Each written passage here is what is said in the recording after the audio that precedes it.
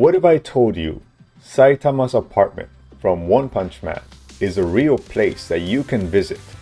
It's just outside of Tokyo, perhaps not even a 6-minute train ride. Today, I'm on a real One Punch Man pilgrimage, hunting down Saitama's house near Tokyo, Japan. As a photographer, I hope you'll enjoy my perspective.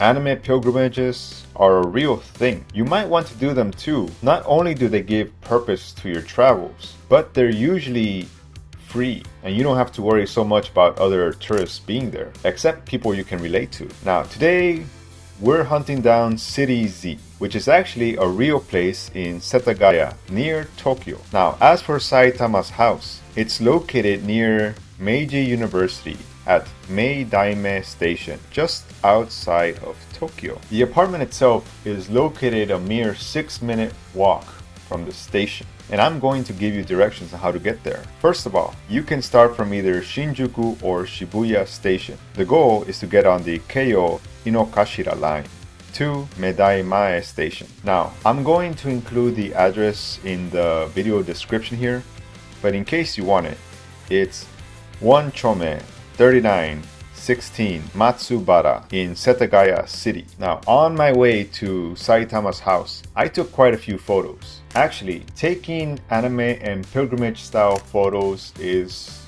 one of my hobbies as a photographer. Just want to point out, if you want to see more videos about anime pilgrimages, you should consider subscribing. It'll help me out a lot mentally. Now, once we got to Saitama's apartment, I'm happy to say it looks very much like the anime. Now, the people around me, they knew very well what I was doing when I took out the camera. In fact, there was one other person doing the same thing. So I believe the people in this neighborhood are used to people coming by and taking photos of Saitama's house. Please be respectful. There are signs that say no trespassing. Luckily, you can get these photos from the street, on the sidewalk. But remember to keep it quiet and respectful. The neighborhood itself is really nice. It's worth exploring. And I have to say, part of the reason I do anime pilgrimages like this, just to go and take photos, the feeling is indescribable. I like to imagine what it's like being the manga artist or the producers, standing at these places, taking photos to use references when they draw the final product. It gives me a clear destination, and the best part is that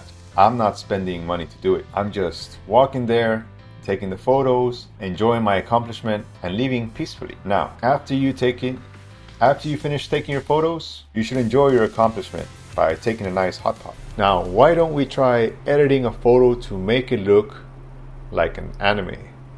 Now, here I have a picture. I took it with an infrared camera. However, you can do this with any kind of picture.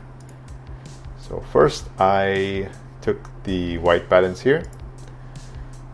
Now, the most important thing for trying to get a photo to look like an anime is to get a full dynamic range. So I'm going to decrease the highlights, increase the whites, and increase the shadows like this. Maybe just a little bit of the blacks down. That's looking good. Now for the sky, we want to go here to the HSL. Maybe give it a little bit of saturation. You can play with the color too. Actually, this looks more realistic. This looks more like cartoon or animation. Very nice. And you want to give like a little bit of blue hue in the midtones. That's like a signature anime kind of look, like that. Not too much. There we go. Now, to give it that painterly look is the noise reduction, and it's going to give it that painterly look. See, you increase it, it looks more like a painting. Decrease it, kind of grainy. So I like to raise it all the way up for that kind of painted aesthetic.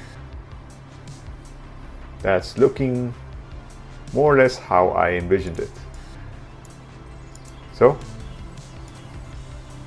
I'm enjoying that. Now we're going to go to Adobe Photoshop.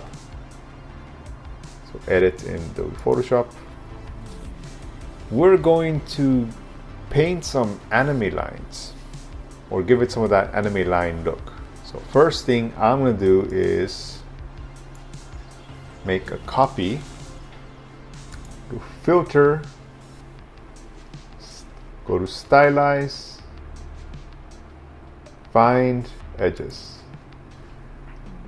It should look something like this. Now you can adjust the threshold, but I think for the example we're doing, this will be enough. Now you're going to go here to the different filters. You can find darken or multiply. Really, you can just play around with this. So we're gonna click on multiply. You can really see a drastic difference there. And you can play around with the opacity the way you like it. Now you can click save. So of course, this is all to your liking. There is no one way of doing things. This is just how I like to give my photos that anime look.